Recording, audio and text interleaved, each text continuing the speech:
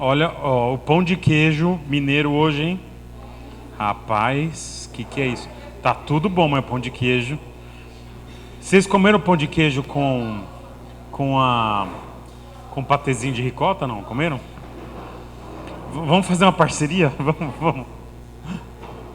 Tudo bem, Jason? Pessoal, nós vamos começar a segunda parte direto. Pode ser direto, sem música? Pode ser sem música? O Cassiano tá com vergonha porque... Sem música, sem dança. Oh, tô ligado. Ainda bem que você não foi ao banheiro. Então pode fazer a dança aqui, a gente grava e vai usar para sempre contra você. Jason, muito bom a história da sua Da minha glória? Da sua glória. Então, continuemos com a história da sua glória, por favor. Ótimo, a glória de Deus. Gente, vocês perceberam numa seleção, ele falou, eu estou indo, tá? Vamos embora, vamos para frente. Na seleção das passagens, poucas passagens, mas se a gente for ver, por exemplo, Salmo 96, vocês perceberam a essência do versículo da passagem é glória. Quando a gente falou, por exemplo, de Apocalipse, é a mesma coisa. A gente fala sobre anciões e outros e anjos e depois em Apocalipse 7 e 9 pessoas cantando glórias ao Cordeiro. Então são passagens doxológicas que falam da glória de Deus. Então nós, usando uma amostra pequenininha, mas demonstramos que a glória de Deus é a metanarrativa, é uma metanarrativa doxológica. Por isso eu afirmei que a história da Bíblia é a história da glória de Deus, mas mas tem mais. As mesmas passagens nós identificamos um outro elemento que é importante nessa história. Em Gênesis, todos os povos. Quando nós pulamos para Salmos, as nações, todos os povos. Quando nós fomos, não sei o que, porque está avançando sozinho sem eu apertar o botão. É o Bruce. Bruce. Não, eu quero ver ele está dormindo, eu acho. Não, mas ele não acordou ainda, tá? Acho que ele não gostou da entrevista. Fico entediado, eu entendo. Eu mesmo fico entediado comigo mesmo. Ok, todas as nações em Mateus 28. Todos os povos, em outras passagens, todas as nações aqui. Nas nossas traduções, nós normalmente traduzimos a palavra assim, nação. O problema com essa palavra é que nosso uso hoje tende a significar para nós configurações geopolíticas. Então vamos falar nação, quer dizer Brasil. Brasil é um país. Então aqui às vezes a gente pensa todas as nações, quer dizer todos os países, como Brasil, ou Turquia, ou os Estados Unidos, etc. Mas o uso, ambos no Antigo Testamento no hebraico e aqui no Novo Testamento, Jesus falando mishpachá no hebraico e aqui tá ethne ou ton ethnon, dependendo da declinação. Se você não sabe o que é declinação, faz grego com Pedro. Tem grego ou não? Ainda não. É tipo conjugar um substantivo. Não é bem assim, mas ok, explicação de Lego. Tem variações, mas no raiz, tá ethne ou ton ethnon significa todas as, agora, nações no sentido não de países, não é todos os países, e sim todos os povos. Ele está usando exatamente a mesma linguagem, que não é uma linguagem geopolítico e sim étnico. Por isso, quando a gente olha essa frase aqui em Mateus 28, tem pantá, que significa todos, tá, ethne, todas as, ok, todos os povos, não países. Isso significa para nós que quando nós olhamos para o nosso globo, ou para mapa mundi, para pensar onde nós temos que evangelizar ainda, nós não vamos pensar em países. Pelo outro lado, nós não vamos pensar meramente em pessoas. A questão que Jesus colocou, que Deus colocou desde o início da história, não é o número absoluto de pessoas, porque se fosse apenas pessoas, talvez uma estratégia mais legal seria, vamos tentar simplesmente evangelizar todos os chineses, ou todos os indianos. Agora já complica um pouquinho, porque a gente fala todos os chineses, Ok, no número absoluto de pessoas. Esse mês, por sinal, o mês que vem, a Índia ultrapassa a China e vai ser número 1 no mundo em termos de população. Tipo 1,4 1 bilhão 450 milhões, tipo alguns milhões a mais do que a China. É uma mudança radical. A China está começando a perder, a Índia continua ganhando, crescendo em termos de demografia. Então, mais fácil seria, vamos tentar fazer tudo em um lugar só, vamos evangelizar todos os indianos, ou todos os chineses. Mas, em momento nenhum, Deus colocou na história que a questão é de números absolutos de pessoas, mas sim todos os povos.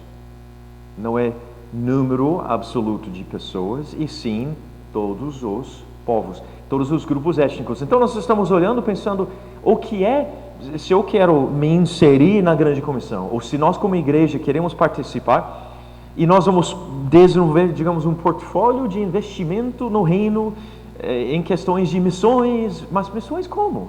Missões internacionais, em outro país, não aqui, ou transculturais, em outro lugar, não aqui? Não. Muitas pessoas também não. Se nós quisermos ter um portfólio bem bíblico, nós estamos olhando, tem um povo não alcançado aqui, vamos investir nesse povo não alcançado. Mas tem um outro povo, vamos investir no outro povo, que significa o quê? Se você encontrar árabes no norte da África, povos não alcançados, pode investir lá. Mas tem árabes no Brasil? Opa! Especialmente mais recentes, não de 100 anos atrás, os sírio-libaneses. Não, o teu... Não, porque eles moraram 100 anos num país com acesso ao Evangelho. Mas os que chegaram na última década, na Síria, do Iraque, que vieram de um contexto dos últimos 1.300 anos, desde o início do islamismo pelo menos, não alcançado, ou seja, sem acesso ao Evangelho. Hoje tem afegãos chegando aqui, eu queria mencionar isso para vocês. Eu tenho um amigo que está ajudando desde 1 ano e meio atrás, resgatar os afegãos, fugindo dos talibã e indo para onde? Primeiro nem conseguem sair, então meu amigo criou todo Underground Railroad. Lembra os escravos nos Estados Unidos, 1860, fugindo do sul, tentando ir para o norte? Eu queria achar uma tradução. É um caminho subterrâneo, escondido, que eles foram escapando, fugindo. É a mesma coisa hoje, que ele criou no Afeganistão formas bem escondidas dos afegãos poderem fugir de lá. Ou porque são cristãos e sabem que vão ser perseguidos pelos talibã, ou que são muçulmanos nominais que também vão ser perseguidos pelos talibã, muçulmanos radicais, fundamentalistas. Então, estão vindo para o Brasil. Ele tem 330 famílias vindo que não tem lugar. O que tem dado muito certo é famílias e igrejas adotando essas famílias de afegãos. Agora mesmo, no último ano e meio. E tem mais vindo, que nós podemos falar depois. Ele está buscando igrejas para adotar, que tem vários significados. Pode ser que o governo ajude durante 6 meses com uma casa, português, outras coisas básicas, e depois de 6 meses eles são largados e tem que cuidar de si. Se eles tiverem brasileiros acompanhando desde o início do processo, que sejam crentes em Jesus, agora você está vendo como você consegue mudar a história, como a igreja consegue mudar a história, de povos historicamente não alcançados, pela primeira vez tendo acesso ao Evangelho. E ninguém foi para lugar nenhum. Na nossa parte, nós não fomos para lugar nenhum, eles vieram para nós. Então a questão não é ir para o outro lado do mundo, é ver onde tem povos não alcançados pelo Evangelho e vamos os alcançar. Se a gente considerar hoje, em termos etnolinguísticos, pega um antropólogo, nesse caso um missiólogo, e fala quantos grupos étnicos ou etnolinguísticos no mundo tem. Total, 17 mil. Tá. Alguns desses têm sido alcançados com o Evangelho? Alguns sim. Então, olha, hoje não vai funcionar. Hoje nós temos verde significa cristão, alcançado. Meio óbvio também, porque a gente entende que a América do Norte, a América do Sul e o sul da África e a Oceania, que nos últimos 200 anos especialmente, têm sido bem evangelizados. Esses povos nessas regiões são evangelizados. Se é amarelo, significa duas coisas. Não alcançado que está sendo alcançado, ou já alcançado que está alcançando. Ou seja, na Europa, por que tem tanto amarelo lá? Pode ser que sejam imigrantes e refugiados, ou pode ser que os europeus estão simplesmente fugindo o mais rápido possível do Evangelho. E aqui não vai ser diferente. Se a gente bobear, se a gente não conter o mal e o secularismo e as ideologias antibíblicas, satânicas até, às vezes, então vai começar, esses que não foram alcançados ainda, vão continuar não alcançados, ou mal alcançados, e os verdes vão virar amarelo. Então o que nós estamos esperando aqui? Que aqui os cristãos, sejam sal, sejam luz, defendem as convicções, os princípios bíblicos, uma cosmovisão bíblica, também para poder, além de defender contra o mal, continuar mobilizando recursos para alcançar os povos ainda não alcançados, que são esses vermelhos. Então, exatamente quando nós falamos, o que foi antes? Sahel, Norte da África, Sahel, que é deserto, esse é semiárido e tem cheio de povos não alcançados. Oriente Médio, o subcontinente, o país é Índia, Nepal também, Paquistão, Afeganistão, e aqui no sudeste da Ásia, Camboja, não foi aqui, mas um casal que está querendo ir para Camboja. Indonésia, maior população de muçulmanos no mundo, em termos de país, é o país que mais tem muçulmano no mundo. Então toda essa região está cheio, cada bolinha representa um povo não alcançado. Pode ser um povo os bem grandes normalmente são alcançados, os povos com 100 milhões de pessoas, ou 10 milhões, normalmente têm uma presença visível do Evangelho. Mas muitas vezes são grupos de 5 milhões, de 1 milhão, às vezes são menores. O que nós temos aqui no Brasil, que missionários antropólogos brasileiros vão brigar um pouquinho com esse mapa, porque a gente sabe que nós temos 95 bolinhas vermelhas aqui, 95 tribos de 245, alguma coisa assim, ainda não alcançadas. Por que não aparecem? Porque às vezes são 50 pessoas, ou 150 pessoas, 500 pessoas, 1000 pessoas. Em termos de números absolutos, não parece valer a pena. Mas em termos bíblicos, valem a pena sim, porque não é questão de número absoluto de pessoas, e sim povos não alcançados. Se tiver um povo não alcançado com 50, 100, 500, 1000 pessoas, ainda nós temos o privilégio e a obrigação de fazer o máximo para alcançar aquele povo. Nesse caso, são 7.000 povos. Aquelas bolinhas vermelhas representam 40% dos povos do mundo, mais ou menos, pode ser um pouquinho mais, grupos étnicos ou etnolinguísticos não alcançados. Eu digo etnolinguístico porque a questão de língua. Tem um grupo chamado Taru, como exemplo, aqui que norte da África e também Índia. Eu sou um excelente missionário, eu sei onde fica tudo. Aqui é Brasil, aqui norte da Índia e Nepal, fronteira. É um grupo étnico chamado Taru, só que o fato deles morarem em dois lados diferentes das montanhas Himalaia, por causa de uma migração centenas de anos atrás, a língua deles foi modificando num lado e diferente no outro lado. Então, para alcançar esse povo que etnicamente, historicamente era um grupo, mas por causa de uma mudança linguística virou dois. Agora são duas bolinhas vermelhas. Por isso, para simplificar, eu falo grupos étnicos, mas a questão de língua também tem a ver com esse status de ser ou não alcançado. Mas pensa, termos simples, 7.000 povos, grupos étnicos não alcançados. 40% dos povos do mundo e seria também 40% das pessoas. Não tem que ser. Pode ser 7.000 grupos, cada grupo tem uma pessoa. Então 7.000 pessoas não alcançadas não é 40% da população do mundo. Mas por acaso os grupos não alcançados ainda representam 40% da população do mundo também. Então pensa, 40. Se é pessoas, que não é, mas é bom pensar que tem tantas pessoas ainda sem Cristo, sem acesso ao nosso Deus.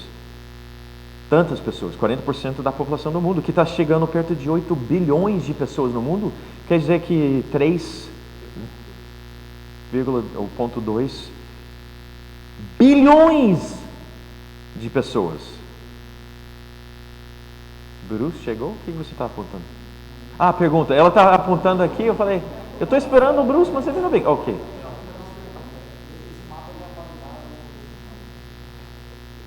Tem um grupo, o grupo principal, tem vários que fazem, eles compartilham dados. Mas se você quiser um dia visitar um site chamado Joshua Project, é Projeto Josué, só que acho que o domínio não tem em português. Mas eles têm no site tem em português. É um grupo que existe com uma função, duas na verdade, de mapear, de entender o que está acontecendo e promover as necessidades. Então você pode chegar lá e ver dados na medida do possível, atuais. Tem que ter grupos no chão. Então tem que ter igrejas nacionais, porque Índia, por exemplo, apesar de tantas pessoas e povos não alcançados, 2,5% da população da Índia é crente, é cristão, e muitos são crentes. Pelo menos 35 milhões, quase igual ao Brasil em termos de número de evangélicos. Tá.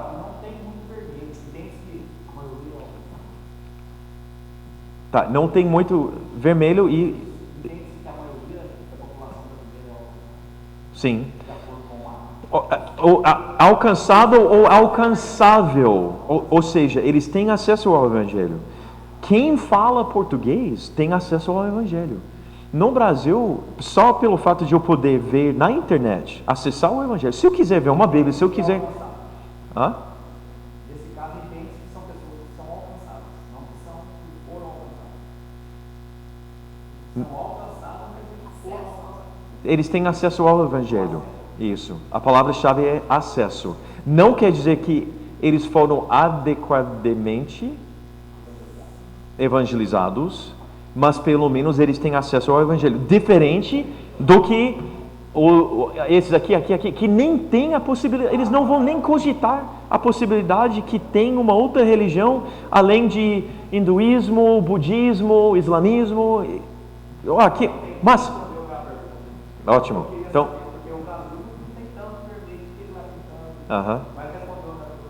Sim. Agora, uma questão interessante, mas o muçulmano não sabe quem é Jesus? Ah, claro, já ouviu falar de Jesus. Ele é um homem incrível, ele é um profeta quase tão importante quanto Maomé. Peraí, exatamente, em islamismo Jesus não é Deus. Não só isso, que outro papo, mas na escatologia islâmica, escatologia, acho que vocês sabem o que é escatologia.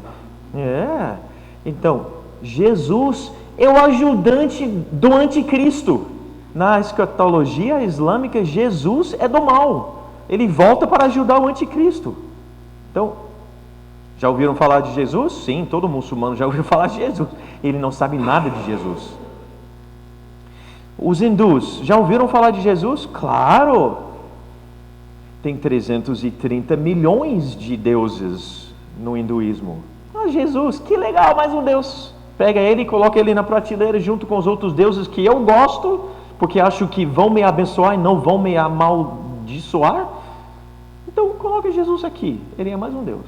Não tem significado nenhum para um hindu, a não ser que eu tenho 330 milhões de opções, e ele é uma das opções.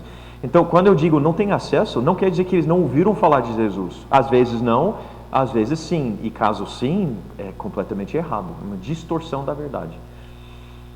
Então, nosso objetivo, como participantes da história redentiva, da história da glória de Deus. Opa!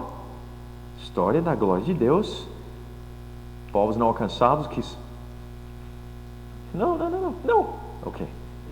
Porque eu queria chegar até aquela quarta passagem que eu falei, que também, de novo, fala de povos, grupos étnicos. Gente de toda tribo, língua, povo e nação. É como se ou o Espírito Santo ou João, provavelmente os dois, não queriam que a gente tivesse dúvida nenhuma. Então usou todas as palavras possíveis para descrever o conceito de grupos étnicos ou etnolinguísticos. Pessoas gente de toda tribo, língua, povo e nação estarão reunidos perante o Cordeiro, adorando Ele eternamente. Então nós temos mais a história da Bíblia, é a história da glória de Deus. A gente já estabeleceu isso, mas a conclusão é a história da glória de Deus entre todos os povos. Se eu não falar mais nada, vocês estão torcendo que eu não fale mais nada, mas eu vou continuar falando. Se você for embora pensando, o que eu aprendi hoje? Deus é um Deus grande e glorioso, que quer e merece ser glorificado entre todos os povos. A história da Bíblia é a história da glória dele entre todos os povos. O que eu faço? Como é que eu participo dessa história? Seria uma pergunta interessante para vocês levarem embora e pensar, pastor, vamos ter uma reunião para descobrir como nós vamos nos engajar mais na missão de Deus, para que Ele receba a glória que Ele quer. Mas, querer ou não, eu vou continuar falando. E eu vou fazer algumas sugestões de como nós podemos participar da missão de Deus. Mas para deixar claro, quando eu digo missão de Deus, estou falando sobre qual é a missão de Deus. Deus, o que você quer? Eu quero receber glória eternamente. Cada palavra é importante aqui. Receber glória, não só agora, não só nesse mundo, mas eternamente. Apocalipse 5, 9 e 7, 9, por exemplo. De pessoas redimidas, se a gente deixar fora de pessoas redimidas por meio de Jesus Cristo, não é o Evangelho. Então, a fórmula completa. Receber glória eternamente de pessoas redimidas de todos os povos, lembra Apocalipse 5, 9? Gente de todas as tribos, povos, línguas e nações, por meio de Jesus Cristo. Parenteticamente, já que a gente gosta de teologia aqui, a morte de Cristo foi suficiente para todo ser humano que já existia na história do mundo e vai existir, mas que não significa que todo mundo é salvo. A grande falha da teologia moderna dos últimos 200 anos é a crença, e não é só, tinha desde o primeiro século, mas a gente tem um grande problema em igrejas que a gente chama de liberais, porque eles acreditam que todo mundo vai ser salvo. Não, mas nunca ouviram falar de Jesus. Não tem problema. Por quê? Porque Jesus morreu por todos eles. O que eles não estão entendendo é a diferença entre suficiência e eficiência. É suficiente para todo mundo. Quer dizer que todo mundo que com a boca declara Jesus Cristo como Senhor e quem acredita no coração será salvo. Então assim é eficiente. É suficiente para todos, eficiente para apenas alguns. Quem são os alguns? Quem consegue ouvir, entender e abraçar o Evangelho. Ou seja, quem tem fé em Cristo como única fonte de salvação. O único caminho. Por isso, tem que incluir esse componente. Senão, nós podemos ter um papo com um crente liberal e achando que estamos na mesma página. Ah, sim, Jesus, é isso mesmo. Salvação, isso mesmo, só Ele, isso mesmo. Ah, legal, estamos juntos. Não estamos. Porque o fato dele ter morrido na cruz e ressuscitado foi suficiente. E eficiente para todos, mas não foi eficiente para todos. Só quem crê. Por isso nós pregamos o Evangelho. Por isso todos têm que ouvir o Evangelho. Como que eles ouvirão se a gente não pregue? A questão é como é que nós vamos pregar. Como é que nós vamos nos enfiar nessa missão gloriosa se nós não somos pastor de tempo integral numa igreja local? Já vamos responder. Lembra? Temas que vão se misturando assim. Se a missão de Deus é receber glória eternamente através de pessoas redimidas de todos os povos por meio de Jesus Cristo, qual é a missão da igreja? A igreja tem uma missão. Nossa missão é fazer tudo que nós podemos para que Deus receba a glória que Ele merece e deseja eternamente através de pessoas redimidas de todos os povos por meio de Jesus Cristo. A única diferença entre missão de Deus e missão da igreja é que se a missão de Deus, agora eu vou simplificar, é receber glória entre todos os povos, a missão da igreja é fazer tudo que temos dentro do nosso alcance, do nosso poder, para que Deus receba a glória que Ele quer e merece entre todos os povos. Quando a gente fala de fazer missões, é a igreja em ação, junto com Deus, fazendo tudo o que for possível para que todos esses grupos étnicos não alcançados sejam alcançados pelo Evangelho. Missão da igreja é igual à missão de Deus. Qual é a missão de Deus? Receber glória de todos os povos. Missão da igreja é fazer tudo para que Ele receba a glória que Ele quer e merece. Versão simplificada. Mas ainda chega, a gente foca muito nessa questão de glória de Deus entre todos os povos, e daí eu não sou missionário transcultural. Opa, não precisa ser transcultural. Você precisa engajar com a missão de Deus para alcançar povos não alcançados, que podem estar literalmente na casa do teu lado, ou junto com você no trabalho, etc. Então, tá, ok, mas e daí? O que eu vou fazer? Qual é a minha função? Como que eu vou fazer algo tão gigante assim, missões entre povos não alcançados, para a glória de Deus? Então, primeiro, eu quero parar e focar em Salmo 96, para a gente entender esse conceito de glória. Se você não tiver essa visão doxológica, a glória de Deus como motivação de vida, ministério e missões, você não vai viver uma vida digna dele. Você não vai participar em evangelismo ou em missões ou nada. Você vai ser um crente qualquer que você vai morrer e vai para a eternidade com Jesus, mas sem muito para mostrar. E vocês não querem ser aquele crente. Vocês querem ser o crente em Jesus que Deus quer que você seja. Para ser isso, nós vamos mudar a palavra principal e vamos mudar nosso entendimento da nossa identidade, que também cabe dentro dessa visão doxológica. Mas primeiro temos que entender quem é Deus nessa visão doxológica. Salmo 96. É como se o salmista tivesse escrito o Salmo 96 pensando na grande comissão. E na verdade é uma grande comissão no Antigo Testamento. Ou o missionário Davi escreveu o Salmo 96 pensando em missões. O teólogo Davi escreveu o Salmo 96 pensando na teologia. Em que sentido? Ele descreve quem é Deus, natureza de Deus, o que é que Deus faz, missão de Deus, o que é que Deus quer, seu reino estabelecido. O Davi foi brilhante nesses dois versículos, ao explicar para nós quem é Deus, qual é a razão da nossa existência, qual é a missão de Deus, como que a gente faz para participar na missão, ou teologicamente falando, quem é Deus, o que Ele quer, o que Ele faz. Livros de teologia sistemática falam sobre isso, quem é Deus, e depois o que é que Ele quer, o que é que Ele faz. Então, está tudo aqui. Salmo 96. Declare ou proclame ou anuncie, imperativo, sua glória entre as nações. Entre onde? Entre as nações, grupos étnicos. Seus feitos maravilhosos entre onde? Todos os povos.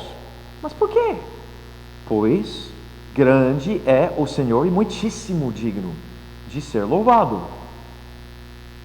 Se você quiser entender glória, toda vez que eu falo glória, Salmo 96 explica. Quem é Deus? Salmo 96, 3 e 4 explica. Qual é a missão de Deus? Está aqui. Qual é a missão da igreja? Está aqui. Está tudo aqui. Na metade da Bíblia, não sou supersticioso nesse sentido, mas por acaso, está bem no meio da Bíblia. Salmo 96. Declare sua glória entre as nações, seus feitos maravilhosos entre todos os povos, pois grande é o Senhor e muitíssimo digno de ser louvado. O conceito de glória começa com Deus e é quem Ele é. Deus é um Deus glorioso. Como que a gente sabe? Declarar o quê? Sua glória entre as nações, seus feitos maravilhosos entre os povos, pois grande é o Senhor. Grande não é igual glória, mas é muito parecido para reforçar a ideia de que Ele é um Deus glorioso. Mas, eu não falei antes, mas no final do versículo 4, mais temível, Ele deve ser temido mais do que todos os deuses. Ele é o mais temível. Então, glória, doxologia, focado na glória de Deus, significa, primeiro, a palavra, quando você encontra no Antigo ou Novo Testamento, normalmente está falando sobre Deus e significa uma de três coisas. É o que Ele é grande, Ele é glorioso. Declare sua glória. Segundo, e olha aqui o que vai acontecer, olha o movimento aqui, porque é dinâmico. É o que Ele faz. Declare sua glória entre as nações, seus feitos maravilhosos, pensa, feitos gloriosos entre todos os povos. Um Deus que na sua essência, por natureza, é glorioso, não é capaz de ser outro. Se fosse qualquer outra coisa, Ele não seria Deus. Deus, o único Deus verdadeiro, é o único que pode ser glorioso, e se Ele não é glorioso, Ele não é Deus. Na sua essência, Ele é glorioso. Se Ele é glorioso, Ele só pode fazer um tipo de coisa: coisas gloriosas. Nada que Deus faz não é glorioso. Ok, duplo negativo aqui. Ele é incapaz de fazer qualquer coisa que não seja glorioso. Por que a gente sabe? 96, versículo 3, declarar seus feitos maravilhosos, seus feitos gloriosos. Ele faz coisas gloriosas. É o segundo aspecto de glória e o nosso entendimento de Deus. Ele é glorioso, Ele faz coisas gloriosas. Terceira coisa, ação, de novo. Se Ele é glorioso, se Ele realmente faz coisas gloriosas, então Ele merece ser glorificado. Vocês perceberam a ação? Estão vendo as flechas? Que significa o quê? Declare sua glória entre as nações. Ele é glorioso. Seus feitos maravilhosos entre todos os povos. Ele só faz coisa gloriosa. Mas por que nós vamos fazer isso? Porque grande é o Senhor e muitíssimo digno de ser louvado, glorificado. Glória, glória, glória. Ele é glorioso, Ele faz coisas gloriosas.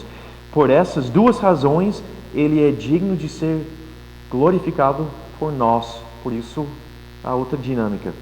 É o que Ele é, o que Ele faz, o que Ele merece. A história da Bíblia, a história redentiva é a história da glória de Deus. Porque Ele é glorioso, Ele faz coisas gloriosas, Ele é digno de ser glorificado entre todos os povos. Se Ele realmente é digno de ser glorificado entre todos os povos, nós começamos um shift agora, uma mudança que eu falei que nós iríamos fazer. Algo prático. Alguém tem que fazer missões. Se a missão da igreja é fazer Ele conhecido, honrado e glorificado, então o que é que nós fazemos? Nós temos um modelo errado, que é deixa com os profissionais. Nós temos pastores, nós temos missionários de tempo integral. Eles vão fazer. E sabe o que isso significa no corpo de Cristo? 0, agora não. Eu sou sociólogo por formação, mas eu não sou muito bom com números. Então não estou dizendo que é bem isso, mas é 0, talvez 0,01% do corpo de Cristo. É um número minúsculo de pessoas que são tempo integral no ministério. Se a gente deixar a grande comissão para os profissionais, nós temos 0,0% chance de cumprir a grande comissão. Nós não podemos contratar pessoas para cumprir a grande comissão no nosso lugar. Nós juntos vamos cumprir a grande comissão. Então, missões nós temos entendido nos últimos 220 anos que a responsabilidade cabe a um grupo seleto, um grupo mais santificado. Tá, eu aponto para ele porque é mais fácil apontar para ele, mas eu também faço parte desse grupo. E ele é fera, e eu nem tanto, mas nós não vamos conseguir cumprir a grande comissão, a não ser que a gente mexa com paradigmas e tenha, ou alinhe nosso entendimento com o ensino bíblico. Então, missões, a gente já falou sobre o número de pessoas e povos. 40% das pessoas e povos do mundo ainda são não alcançados, ainda não são alcançados. Desse grupo, pensa, por exemplo, pessoas, 3,2 bilhões de pessoas, ou 7 mil grupos não alcançados, a maioria deles, pessoas e povos, 80% dessas pessoas e povos moram numa região do mundo chamada a Janela dos 40. A Janela dos 40 é a região do 10º até o 40º paralelo ao norte do Equador, entre o Oceano Atlântico e Pacífico. É conveniente, não é 100% correto, porque a Indonésia, que não cabe na janela, mas é um dos maiores países cheio de povos não alcançados, maior população de muçulmanos, e nem está na janela. Enquanto nós temos alguns países católicos que não têm acesso ao Evangelho, de certa forma, nós não vamos entrar no debate missiológico sobre isso, mas estão na janela e talvez não precisam ser. Ok, mas de forma geral, um casal de argentinos chamado Luiz e Doris Bush, acho fantástico, 1989, para ajudar a focar a igreja nas maiores necessidades e oportunidades missionárias, ou seja, para cumprir a grande comissão, fazer discípulos de todas as nações, eles falaram, não, eles conversando, mas é mais ou menos o 10º paralelo, o 40º, eu, Oceano Atlântico, piscina. Opa, legal, o que nós vamos chamar isso? Não sei, não. E foi a Doris, a mulher, que falou 1040 window. Eles falam espanhol, mas falaram em inglês no caso, mas funciona em muitas línguas. Primeiro, argentino, não foi um americano ou europeu. E quem falou primeiro foi a mulher, não o homem. Então, olha como Deus... eu demorei um pouquinho para entender a beleza de trabalhar em equipe como casal, na missão de Deus. E é fantástico. Eles já entenderam, e um homem do mundo em desenvolvimento e uma mulher, Janela dos 40. A maior necessidade que nós temos no mundo. Aqui, as nossas barreiras, a gente pensa em barreiras geográficas. Montanhas grandes, desertos, e é muito distante os povos não alcançados da civilização, por exemplo, ou culturais, obviamente são extremamente diferentes do que o mundo já evangelizado. Eles são muito diferentes do que brasileiros, muito diferentes do que americanos, europeus. Nós temos grandes diferenças e desafios e barreiras econômicas e políticas, mais ainda, e também religiosas. Pensa nos grandes, já vou mostrar inclusive, vamos focar um pouquinho mais, características da região. É o berço de grandes religiões. Além de cristianismo e judaísmo, os desafios para nós são o islamismo, hinduísmo e budismo. Hoje o islamismo está chegando perto de 2 bilhões de pessoas. Hinduísmo, 1,4 ou 5 bilhões de pessoas. Budismo está aproximando 1 bilhão de pessoas. Ou seja, populações gigantescas de povos e pessoas não alcançadas. Também nessa mesma região nós temos desafios grandes em termos de IDH, em termos de desenvolvimento humano. Se você olhar no índice de desenvolvimento humano, IDH, e ver os maiores problemas e necessidades humanos, é quase tudo lá. Tudo bem, o sul da África também tem muitos, mas pelo menos está melhorando aos poucos por causa da presença dos cristãos, enquanto as outras regiões não têm. Então tem problemas e desafios na área de saúde, de nutrição, educação, analfabetismo especificamente, não tem empregos.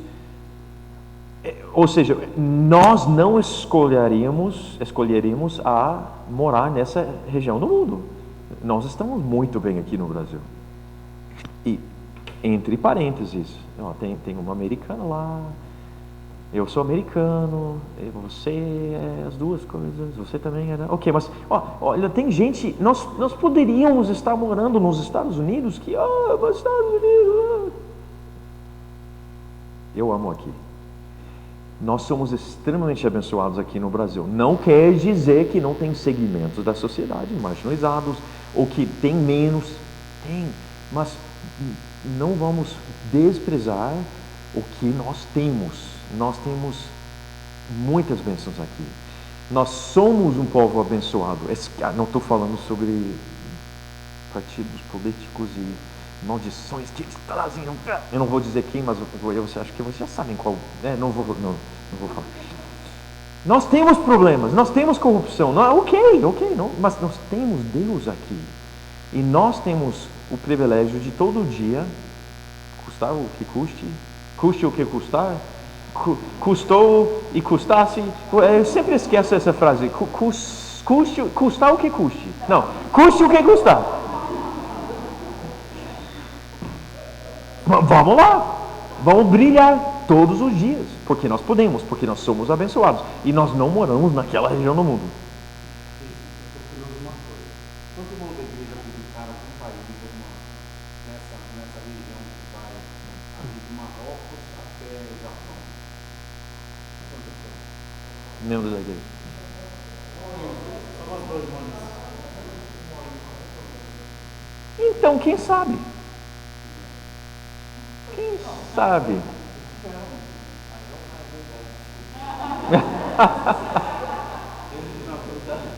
Mas vale a pena cogitar algumas possibilidades interessantes. E quem sabe, através de algumas das coisas que nós vamos falar depois sobre profissões e negócios. Degradação ambiental é muito comum e piores lugares do mundo em termos ambientais. Naquela região, ou não tem igreja, ou a igreja é pequena e perseguida nessas regiões, então é mais um grande desafio para nós. A questão prática para nós é quem vai superar todas essas barreiras para levar o Evangelho, para propagar, para espalhar, para brilhar o Evangelho nas regiões. E, historicamente, nós temos esse grupo chamado profissionais religiosos, clérigos, pastores, missionários, evangelistas, plantadores de igrejas. Temos essas nomenclaturas. Ou seja, eu e Pedro e mais ninguém aqui quase, não sei. Não, porque eu sou engenheiro, não, porque eu sou professor, não, eu sou advogado, não é, né? Então, não cabe a mim. É um ensino, não estou culpando ninguém, é um ensino que nós temos perpetuado nos últimos 220 anos, especialmente, por que eu falo 220? Um fato histórico, demográfico, que mudou tudo, que foi a Revolução Industrial. Até então, até o final do século XVIII, então 1790, digamos, pensa, ninguém no mundo inteiro tinha dinheiro sobrando no final do mês. Então eu trabalhava, eu ganhava, eu pagava as contas. Ou eu trabalhava na minha própria pequena fazenda, chácara, sei lá, para cuidar de nós, mas depois se eu vender, mas a economia vai desenvolvendo. Mas ninguém tinha dinheiro sobrando. Com a Revolução Industrial, o que acontece? Por causa das eficiências que foram criadas, pessoas fizeram algo bem específico, agregaram valor no processo e por causa disso, ganhamos mais no final, então podemos pagar mais e, eu tenho dinheiro sobrando no final do mês. Junto com o crescimento rápido de cristianismo na Europa, nos Estados Unidos, o que acontece? Cristãos com dinheiro sobrando no final do mês. O que eu faço com esse dinheiro? Paralelamente surgiu o que a gente chama do movimento moderno de missões. Nós perdemos a visão missionária por 200 anos, basicamente entre a Reforma, 1517, até 1720, mais ou menos, os morávios na Europa, era uma denominação que vivia em função de missões. Eles começaram a ser missionários, através das profissões. Mas só no final do século que um cara que a gente já ouviu falar, talvez William Carey, às vezes chamado Guilherme Carey, não Guilherme Guilherme Carey, William Carey. E ele foi criativo e foi inovador no sentido assim, de aproveitar esses fatores. A igreja está crescendo, a Revolução Industrial, que cristão tem dinheiro sobrando no final do mês, e tem continentes inteiros não alcançados. Então vamos fazer o seguinte, eu vou ser o missionário, William Carey. Vocês não querem ir, vocês não podem ir, um pouquinho de culpa aqui, não estou dizendo que ele, mas o modelo, já implícito no modelo é culpa. Vocês não vão ser missionários, mas eu vou. Então, mas sabe o que vocês podem fazer? Me dá dinheiro, porque vocês não vão, mas eu vou, mas eu não tenho dinheiro. Também não sei fazer nada. Agora estou brincando. Missionários também são inteligentes e competentes, normalmente, mas olha a convergência desses fatores. Cristãos com dinheiro sobrando, a missão identificada, continentes inteiros sem Cristo, então alguns de nós vamos e o resto vai pagar para a gente ir. E nós acabamos deixando de lado o modelo mais natural, bíblico e histórico, que é cristãos que amam Jesus vão fazer as suas profissões com intencionalidade internacionalmente, o nosso tema, indo e levando o Evangelho junto com as nossas oportunidades profissionais e comerciais. O nosso modelo virou um modelo de profissionais religiosos. Vamos terceirizar a grande comissão para você, para mim, e o resto pode orar, pode dar dízimo, pode ser professor na EBD e torcer que tudo dê certo e Jesus seja proclamado entre todos os povos, sem nem a possibilidade de participar. Hoje nós estamos falando que esqueça daquele modelo que foi uma anomalia, foi anomalógico, foi anomalístico, foi anomalágico. Anomalia. Não foi o normal, não foi o padrão. Foi no radar e depois sumiu. Vai sumir. E nós vamos voltar a fazer missões como igreja do jeito que Deus quer. Mesmo aquele período, que foi o período da colonização mercantilista, digamos assim, em que também os países europeus estavam chegando nos países periféricos, e aproveitou-se esse movimento de Europa para fora. Então também foi um movimento de época de acesso econômico. Sim. Que é diferente do de hoje. Sim, e é infeliz que a gente entendeu que a evangelização estava acontecendo por motivos de ganância, de poder, eu não sei se você está dizendo, tem um lado bom e um lado ruim. Aproveita-se o movimento do tempo. Naquele tempo havia um movimento de Europa para fora com objetivos não louváveis, mas aproveitou-se isso. Hoje você faz negócio de outra forma e você pode aproveitar o movimento da época. Ok, perfeito. Quem aproveitou bem o movimento foram alemães em alguns casos e ingleses, protestantes, que vamos expandir, colonizar, mas porque você pode ver manuscritos do século 17, 18, dizendo que para a glória do nosso Deus nós vamos fazer essas coisas, mas a maioria foram para explorar, não para... Mas entenderam a época. Nos navios das empresas iam missionários às vezes. Tipo, verdade. Entende? Então, houve um aproveitamento bom e mal, com prós e contras, mas o movimento até econômico hoje é diferente e a gente deve aproveitar. Perfeito. Isso é verdade. E não só alguns de nós. A oportunidade hoje é para todos nós, através de profissões, através de negócios. Então, o que nós vamos fazer aqui? Diferente do que o passado, quando a responsabilidade ficou nas mãos dos profissionais religiosos ou missionários profissionais, terceirizados. Você vai ser nosso mercenário ou missionário, que vamos pagar você vai lá fazer. As pessoas vocacionadas com chamado especial eram as pessoas que a gente enviava. Ainda tem muito hoje na igreja. Alguém vai contar de uma experiência sobrenatural com Deus, ou experiência mística com Deus, Ele me chamou e vai falar, e todos nós, uau, e agora, então Deus está me enviando, eu preciso de vocês, ok, legal, vamos apoiar. E depois a pessoa volta e traz aquele relatório incrível sobre o que está acontecendo, Oh, você é nosso herói, é claro que nós vamos dar dinheiro e vamos continuar orando e dando dinheiro para você, e você é o herói. Quanto mais a gente alimenta essa visão de missões, quanto menos chance e mais tempo vai demorar para cumprir a grande comissão. Gente, eu estou falando sobre um daqueles missionários, não de herói, mas que meu chamado no início cabia muito bem nesse modelo tradicional dos últimos mais de 200 anos. Alguém chamado, alguém vocacionado, alguém treinado, normalmente num seminário teológico, para ser algum tipo de pastor missionário transcultural em países que antigamente davam com mais frequência vistos para religiosos, para missionários. Esse foi nosso modelo. Hoje não deve ser, e graças a Deus está sendo cada vez menos nosso modelo preferencial. Hoje nós estamos entendendo que todos nós, que a gente chama de leigos, vamos acabar com esse conceito logo a logo. Todos nós temos o privilégio de participar da missão de Deus, de ser glorificado entre todos os povos. Eu não estou falando de mecanismo de envio para todos. Alguns sim vão ser enviados. Todos, porém, vão ter o privilégio de participar de alguma forma através das suas profissões para completar a grande comissão.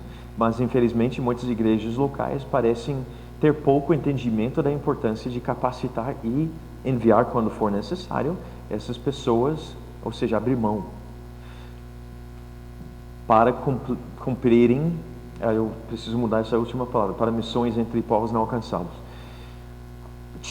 Uma postura típica, não dessa igreja, mas eu não sei quantas vezes, desde a Crossover começou em 96 aqui no Brasil, quantas vezes nós temos ouvido algo parecido com a seguinte: mas espera aí, como é que eu vou mandar um missionário?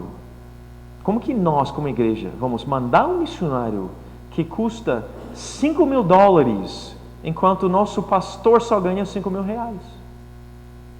Como se tivesse a ver com um dinheiro que pertence a Deus. Ele tem todo o dinheiro do mundo. Então, nós criamos esses paradigmas ou dicotomias falsas, comparando, não, o profissional religioso merece R$5.000, não $5.000. Então, como que nós vamos enviar missionários tão caros para o outro lado do mundo? Outra coisa, não sei se é melhor ou pior, mas esquece do dinheiro. O pastor vai investindo com suor nas ovelhas, treinando líderes para cuidar da igreja, para servir lá, para fazer aquilo. Eu tenho toda essa equipe de gente maravilhosa. E você está pedindo para eu agora mandar essas pessoas para algum outro lugar, para plantar uma nova igreja, ou para ser missionário em outro lugar. Mas eu gastei uma década preparando essa equipe. Como que eu vou abrir mão dessas pessoas? Nós tivemos experiências muito ruins de igrejas que de jeito nenhum queriam abrir mão das pessoas boas, mas tivemos grandes oportunidades de mandar gente péssima, e a gente aprendeu muito rápido como identificar quem é péssimo e que a gente não quer mandar de jeito nenhum, e quem a gente quer mandar, mas não foi barato. Um exemplo, uma igreja que insistia, a denominação tem pastora, ok, essa história acho que eu vou sair mal, mas tem a ver com uma mulher horrível, ok. Só pensa na liderança da igreja. Tem alguns homens, algumas mulheres, no caso essa mulher, que o pastor titular veio muito atrás de mim. Gente, queremos mandar ela para um país lá na Genebra. Exatamente, depois eu entendi. Eles queriam enviar ela o mais longe possível. Ela, uma santa, segundo os outros pastores da igreja. Ela é maravilhosa, ela faz isso e aquilo, e ela tem chamado e vamos enviar ela. Convenceram a gente que era uma santa quase perfeita, que nem precisava de muito preparo. A gente fez nossa avaliação. Tem uma avaliação missionária, a agência faz também, psicológica e emocional e relacional, etc. Além de espiritual e competências de ministério transcultural. Então, tudo parecia ser ótimo nos primeiros 6 meses, com muito pouco contato. E de repente tem outras organizações mandando mensagens para nós. O que é que vocês estão fazendo aqui? Essa mulher está estragando tudo, todo mundo vai ficar preso e alguém vai matar ela. Talvez a gente vai matar ela. Porque... O que está acontecendo? A gente não sabe. Chamamos ela de volta e o pastor dela, nós chamamos ele. Ah, não, mas eu tenho um compromisso. Tá bom, pode ser outro dia. Não, eu tenho compromisso. Não, mas pode ser daqui 3 meses. Não, mas alguém vai morrer. Eu preciso ir para velório. Eu comecei a entender. Lembra do pastor Evandro, que era vice-presidente na tua época? Presbiteriano, homem de Deus. Então, um homem tão tranquilo, que não perca, ele não fica bravo. Ele ficou bravo. Na reunião, eu e ele com ela, eu acho que, eu não sei, agora eu vou falar brincando, mas até hoje eu tenho as minhas teorias. Eu não sei se ela foi endemoniada. Ela virou uma outra pessoa com a gente. E para fazer esse pastorzão ficar brabo, você é o diabo mesmo, porque esse cara, que pena que você não lembra, mas muito. Eu fico bravo com mais facilidade, mas ele não. Então, só para dizer que a nossa dificuldade em abrir mão das pessoas boas, às vezes é grande, enquanto não dá ideia. Eu sei, vamos mandar ela missionária para o outro lado do mundo, tá bom. Acha uma agência missionária que não sabe o que está fazendo e manda com eles. Então vamos examinar o assunto de leigos, chamado vocação, com a ajuda da palavra de Deus. Eu só não sei se vai ser hoje ou amanhã. Continuamos? Ou... Quanto tempo? Não, horas e horas e horas. Eu vou indo. Eu só preciso achar um momento bom para parar, porque eu posso continuar mais 5 minutos, mais 10 minutos. Ótimo, perfeito. Então, vamos ver 2 palavras gregas importantes, já que vocês gostam de estudar. Nós temos a palavra laos no grego, que a gente traduz, quando a gente fala de leigo, sabe o que é leigo? Tem o clérigo, os pastores, religiosos profissionais, pode ser o padre, o bispo, na igreja católica, coisa assim. Clérigos. Os leigos é o resto do corpo de Cristo. Ou seja, qualquer outra profissão, atividade, emprego, leigo. Clérigos, 0,001% do corpo de Cristo, e o resto é leigo. E a gente entende, a gente usa isso como uma classe leigo, é uma classe não eclesiástica, e os clérigos que são os ministros. O problema para nós é que a palavra laos não significa um grupo dentro do corpo de Cristo, significa todos os cristãos. Qual é o problema? Na verdade, o sentido bom, o sentido certo da palavra leigo, em Êxodo 19, como se, não está aqui, a palavra grega não está aqui em Êxodo, mas é como se essa passagem fosse escrita para descrever leigos. Prestem atenção ao que está acontecendo aqui. Amanhã nós vamos ver com mais... vamos nos aprofundar mais. O leigo, segundo a Bíblia, é o tesouro pessoal de Deus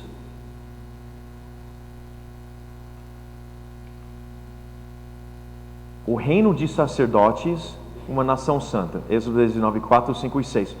O leigo significa um reino de sacerdotes. Lembra que eu incluí Apocalipse 5, 10, que falou exatamente usando essa mesma linguagem. O reino de sacerdotes, uma nação santa. São todos nós. Então, leigo, teoricamente, descreve todo o corpo de Cristo. No Antigo Testamento, em Êxodo 19, o Pedro depois plagiou Moisés. Deus, o Espírito Santo deu para Pedro, falou: Pedro, você não precisa nem ser criativo, só empresta do Moisés. E ele emprestou e falou para a igreja: vocês são geração eleita, sacerdócio real, nação santa. Ele está falando com quem? Moisés estava falando com Israel, todos. Pedro está falando, veja antes, o Paulo faz a mesma coisa. Aos santos. Aos santos são todos nós. Todo o corpo de Cristo. Todo o corpo de Cristo é geração eleita. Sacerdócio real, nação santa, povo exclusivo de Deus. E depois nós vamos ver o resto também. Mas infelizmente hoje nós interpretamos a palavra Laos como se fosse algo, na verdade de forma incompleta, como se significava um grupo diferente, separado, não qualificado para ser ministros. A palavra significa que todos nós somos ministros, mas a gente usa como se significasse que nós não somos ministros. Um grupo que não pode servir Deus de uma maneira séria e digna e eficaz. Paralelamente, a gente usa uma outra palavra grega, kleros. Agora, eu falei antes, clérigo. Clérigo são os ministros de tempo integral, os ministros oficiais na igreja. Pastor, ok? Kleros, clérigo para nós, tem sido entendido por muitas pessoas como aquele que pertence à classe eclesiástica, profissionais no ministério. Ou seja, os pastores missionários, o que a gente chama de vocacionados. Eu vou falar aspas aqui porque às vezes a gente tem que usar essas palavras porque são palavras que a gente entende, apesar de que talvez nós possamos significar ou ressignificar essas palavras. É o que eu estou tentando fazer aqui. Eu quero descartar Lego completamente. Eu quero que a gente entenda que todos nós somos vocacionados e todos nós somos ministros. E amanhã nós vamos realmente ver como a Bíblia claramente ensina isso. Não existe clérigo no reino de Deus. Desculpe, não existe leigo. Todos nós somos clérigos, todos nós somos ministros. Todos nós somos chamados e vocacionados para participar junto com Deus na sua missão. Infelizmente, a visão foi reforçada já 60 anos depois da morte de Cristo. Já começamos a criar um vocabulário dentro da igreja que criou essa separação. Não foi maldade. Clemente aqui não estava, ele usou a palavra laikato, legos, para diferenciar os que realmente estavam trabalhando o tempo todo em atividades aparentemente ministeriais, diferente do que o grupo que está também fazendo o quê? Trabalho secular, tem que trabalhar, tem que ganhar dinheiro, tem que pagar as contas, mas tinha, no Novo Testamento nós temos os presbíteros, ou usa vocabulário diferente, pastores, tem gente chamada para trabalhar no contexto ministerial de tempo integral. Eu não sou contra isso. Eu sou uma dessas pessoas. O Pedro também. Pastores são. Ok. A questão não é o chamado. A questão é onde nós vamos trabalhar para cumprir o chamado que, na verdade, todos nós temos. Então, Clemente estava tentando falar, vocês... Peraí, nós estamos aqui liderando a igreja, mas nós temos... E vocês não, porque clérigo, ele simplesmente teve que achar uma palavra para representar dois grupos diferentes. Inácio também não foi maldade, mas ele falou algo que eu entendo no contexto, mas o contexto não vai sempre com a mensagem. Então ele fala, é óbvio que deveríamos considerar o bispo como sendo o próprio Senhor Jesus. O que você entende? Ele não estava falando, eu sou Jesus. Ele está falando, eu sou representante de Jesus no contexto eclesiástico. Tá bom. Mas é forte e realmente dá uma imagem de que, tem um grupo de pessoas dentro do corpo de Cristo, a família de Deus, que realmente são, mais intocáveis. Não mexe com eles, senão Deus vai te... Exato, cara. Cuidado.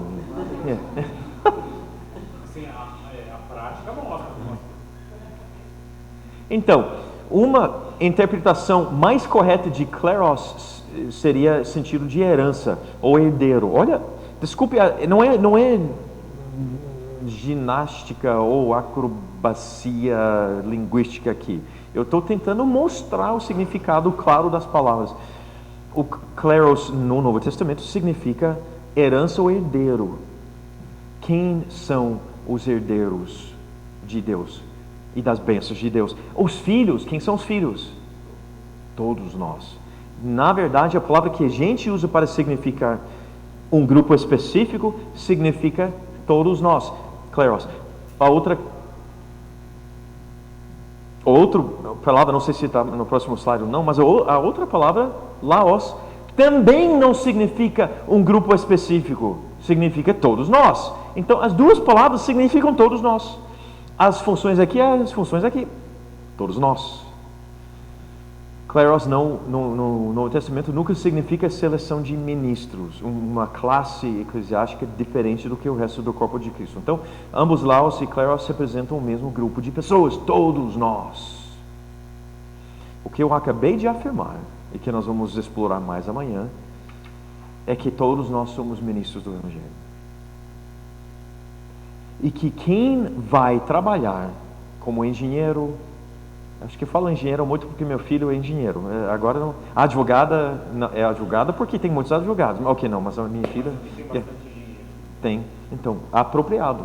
Quem trabalha como engenheiro tem que ou chegar lá no espaço físico, ou chegar lá no ambiente virtual, ou chegar lá no projeto, na obra, sei lá o que você faz, pensando, eu sou... Não fala assim, eu sou Jesus Cristo, quase. Mas Jesus Cristo está aqui porque Ele habita em mim e eu estou aqui. Então, esse lugar é sagrado. Não é secular, não é mundano, é sagrado. Eu sou um ministro de Deus. Eu estou aqui para ministrar. Da mesma forma que o pastor acorda e pensa nas ovelhas, e pensa na palavra, e pensa nas funções que tem que cumprir, nós fazemos a mesma coisa. Quais são as minhas funções no reino de Deus hoje como engenheiro, advogado, professor, etc, etc, etc. E eu sou ministro, e você pode ter um pouquinho de, não vou dizer orgulho, por favor, mas um pouquinho de, uau, eu sou ministro. Eu não sou meramente alguma coisa. Sou filho de Deus, crente em Jesus, a nova palavra que estamos inserindo, adorador de Jesus, e hoje eu vou adorar Ele através do meu trabalho, vou dar glória a Ele através do meu trabalho. E na medida do possível, intencionalmente, vou me aproximar cada vez mais com a grande comissão. Vou descobrir formas individualmente e coletivamente, nós vamos descobrir para cumprir a grande comissão. Quando nós voltamos amanhã, vocês não vão voltar mais como leigos. Vocês vão voltar aqui como ministros do Evangelho de Jesus Cristo. Se você tiver dúvida, não tem problema por enquanto, porque amanhã nós vamos ver passagens na Bíblia que claramente ensinam para nós que todos nós somos ministros do Evangelho. Até jogando vôlei. Essa é a turma de vôlei. Tem 4? Não? Não, 3. Tá bom. Ok. Vamos orar? Quer orar? Boa. Alguém tem uma pergunta? Ou temos? Pergunta, dúvida, observação? Tá bom. Vamos descobrir o que é, então.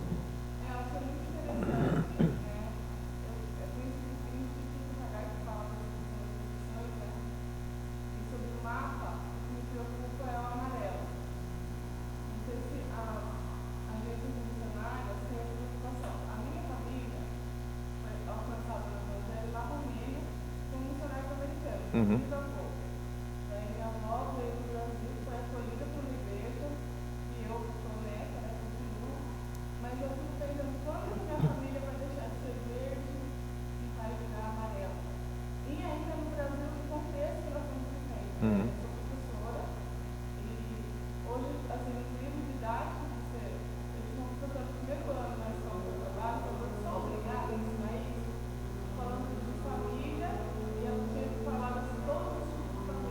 Uhum. Então, como se fosse uma imposição. Uhum.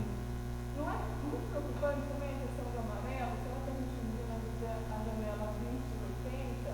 Né? O negócio vai de não, está tudo vermelho. Uhum. Assim, a minha preocupação é essa. ciência, paciência, né? Uhum. A gente assistiu um documentário há pouco tempo falando que tinha uma coisa assim, destruir o imaginário dos jovens, né? Até os seus filhos eram me conta isso, né? Fazia bastante coisa do imaginário, para tirar Deus da cabeça dos jovens e essa coisa de ciência, só ciência. É isso que me preocupa, eu quero saber se assim, as agências também pensam nisso. Claro que é preocupante com os Estados Unidos, mas a gente fica muito amarelo no Brasil. Né? E assim, eu me preocupo que o nosso país um dia seja o amarelo se transforme em vermelho. E como que a igreja está lidando com isso, né?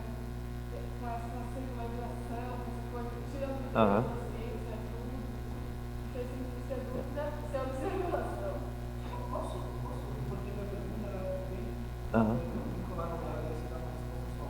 Na Europa, por exemplo, a gente vê uma ilha dos muçulmanos, entrando na Europa, e a forma que eles se expandem, de 10 a 12 minutos. Eles não se multiplicando, de repente você vê populações onde eles estão virando amarelo, porque o cristianismo está caindo, os muçulmanos crescendo de uma forma, uma estratégia bem diferente, que eu acho que não está nesse contexto também. Né? Quando a gente vê alguns pontos no próprio Brasil, que eles não estão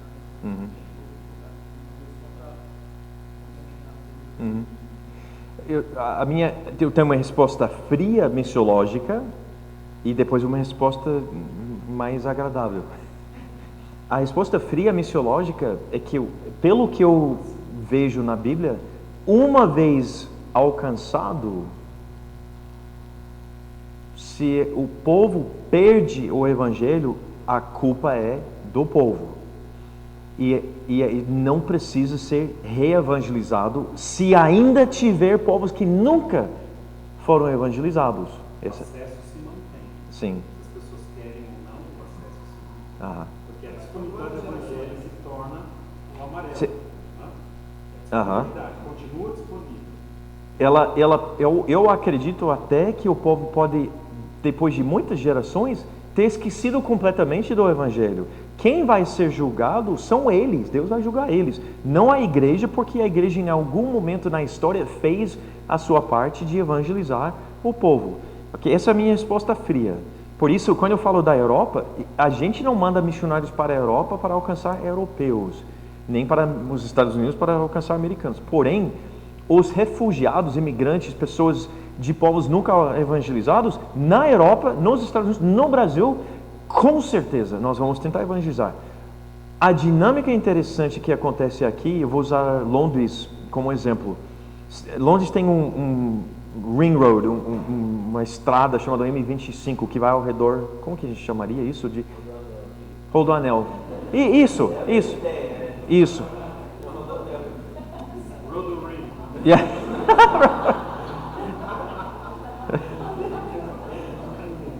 Se você olhar dentro do M25, você tem um monte, historicamente, ingleses, tem algumas áreas extremamente caras e também fora, mas...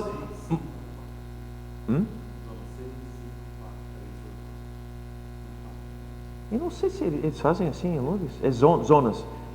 Aí eu penso em termos de nomes de tipo bairros, mas pega os lugares mais pobres, cheios de imigrantes. Pode ser imigrantes da Nigéria, crentes, que não foram lá para evangelizar, foram lá por motivos econômicos, mas são crentes e estão evangelizando.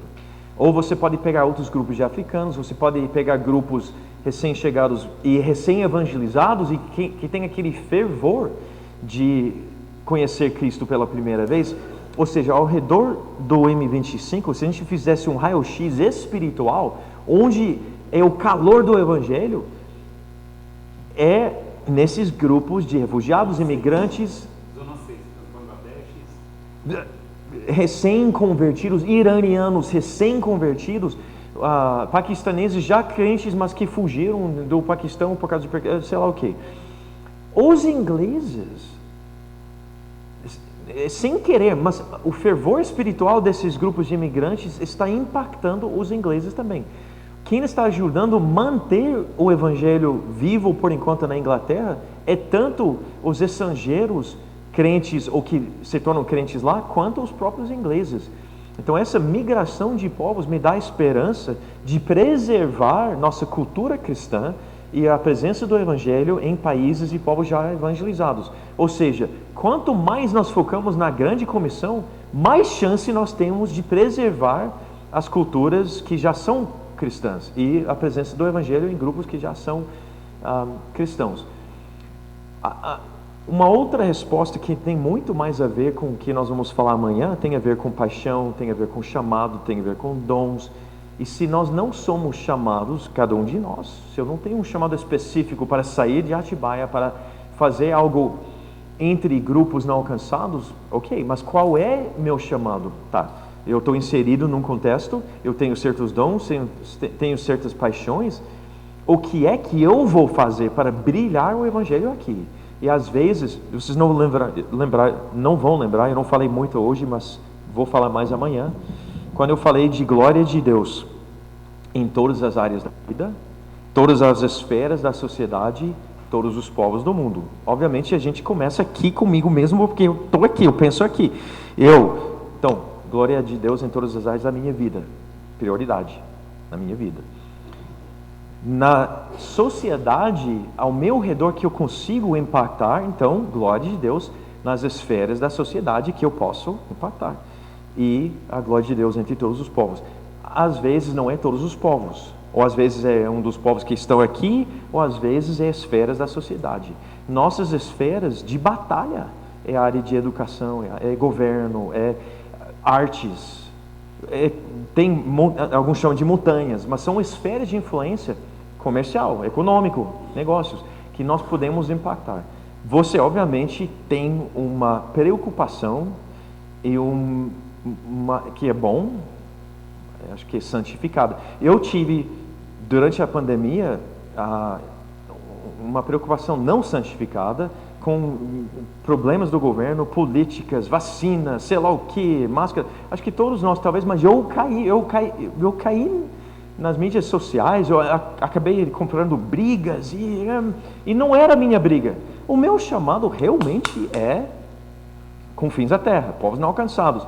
Eu acabei sofrendo demais por causa dessa briga, porque não foi a minha, mas alguns de nós Deus chama para entrar nessa briga.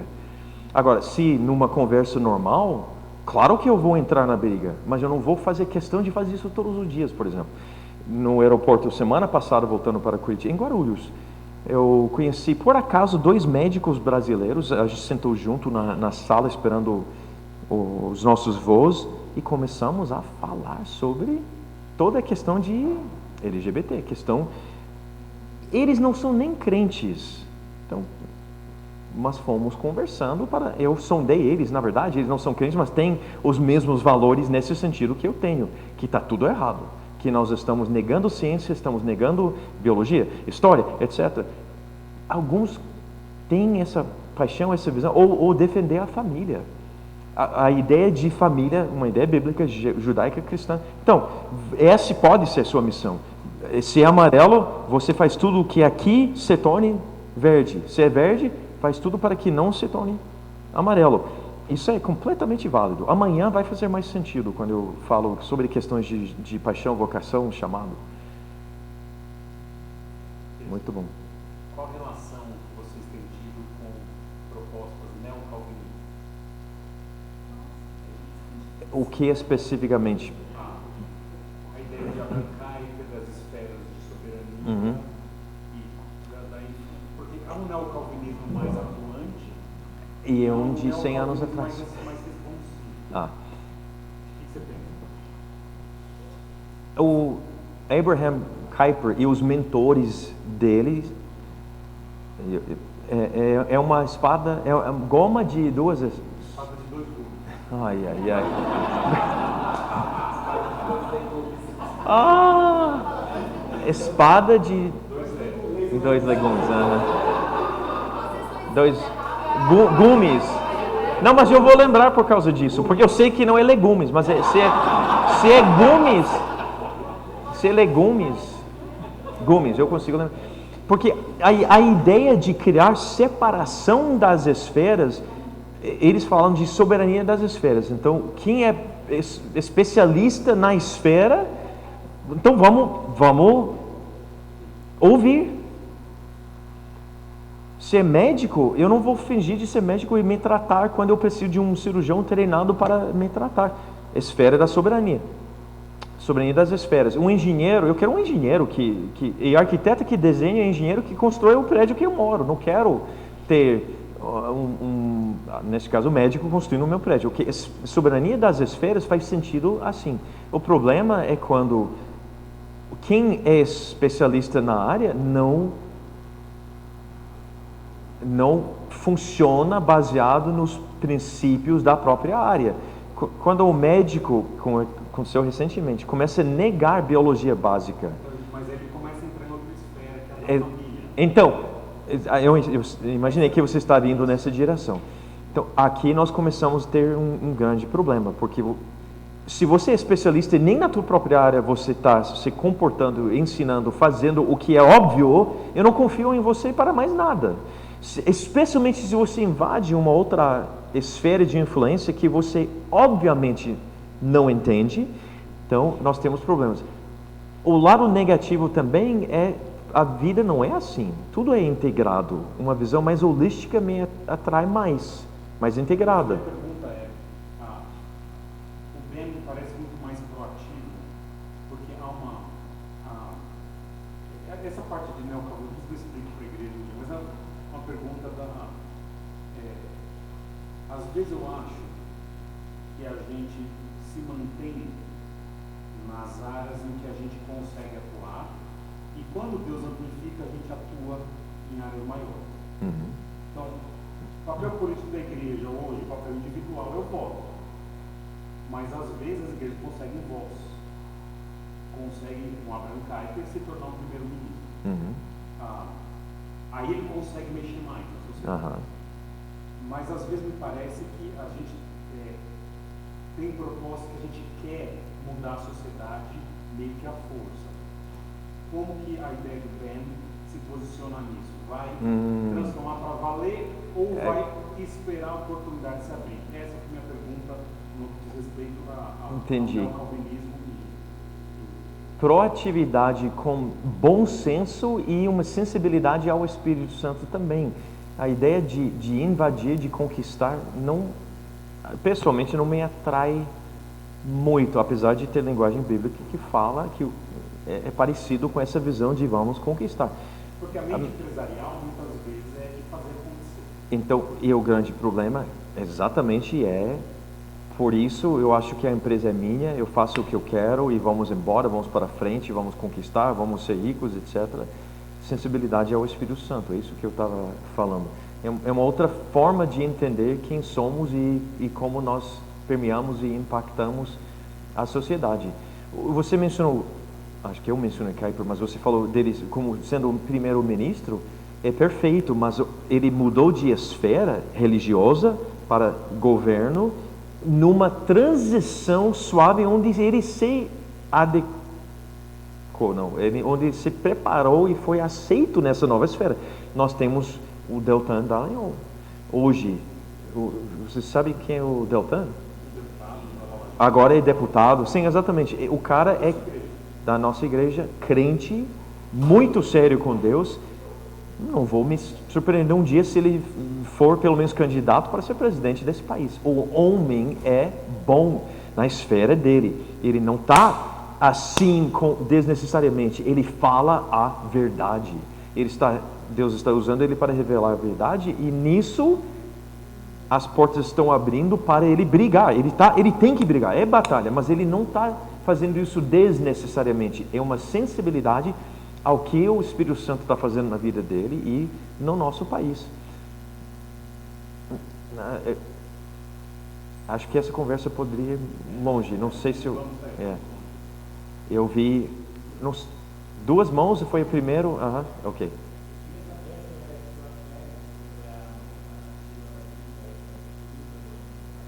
Em inglês, sim. E tem pedaços, eu tenho outras formas, não a tese em si, que é grande e tem partes desnecessárias, eu diria, pelo menos para o que você quer.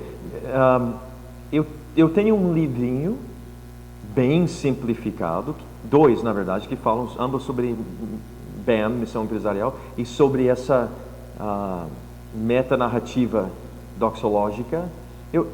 Me mande uma mensagem, ou eu mando para você o que eu tenho disponível e podemos distribuir. Um dia, se Deus quiser, vai sair um livro que eu comecei muito tempo atrás, que nunca consigo terminar. Vários, cheio de ideias e... Ok. Eu cansei de mim mesmo. Eu não sei como vocês estão sentados aqui, bem comportados desse jeito.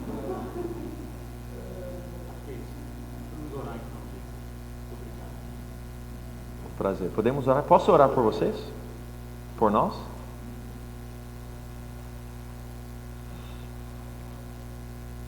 Pai, é tão bom sentar aqui com irmãos, não simplesmente passando informação, mas nós estamos juntos explorando o que a Bíblia ensina, sobre quem tu és, sobre o que tu queres e o que nós podemos fazer junto contigo para transformar o mundo. Pai, nós entendemos que o final da história está nas tuas mãos, não nossas, mas o Senhor está indo numa direção firme e forte. O Senhor está avançando nesse mundo e o Senhor nos chamou para participar junto contigo. Então que nós, essa noite, que nós tenhamos descanso mental, físico, emocional, que nós possamos, quem sabe, no descanso, o Senhor possa organizar ideias para nós, em nossas mentes e corações, que o Senhor possa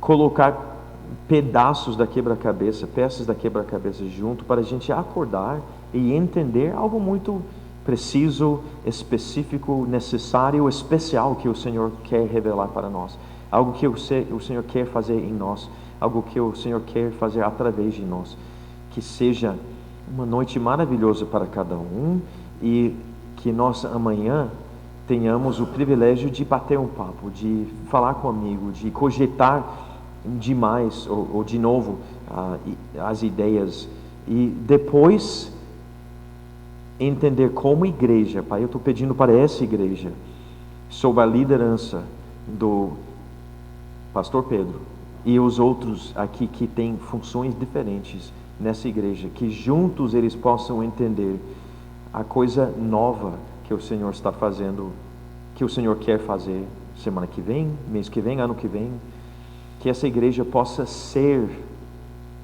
como resultado, como consequência desses dias e horas juntos, que ela possa ser mais parecida com a noiva que o Senhor quer que ela seja, que ela possa brilhar mais a glória de Deus, que ela possa declarar com as palavras, declarar com as ações e declarar através da sua presença salvação em Jesus Cristo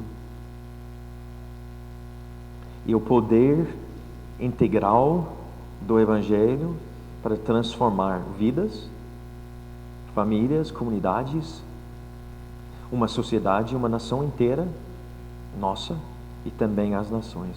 Pai, eu não estou pedindo pouca coisa, eu sei que eu estou pedindo muita coisa. Nós estamos pedindo, porque nós reconhecemos que Tu és um Deus de tanto amor, que o Senhor tem prazer em fazer coisas inesperadas em nós e através de nós, e trazer transformação em nós e através de nós, e apontar mais pessoas e mais povos para Ti, através de nós. Nossa oração, Pai, eu peço para cada pessoa, cada família, e essa igreja na sua coletiva, chamada Igreja Batista Trindade, que ela traga muita glória e honra a Ti, Pai, em nome de Jesus. Amém. Só uma coisinha aqui. Turma, então amanhã a gente vai ter a foto de aniversário, vai ser depois do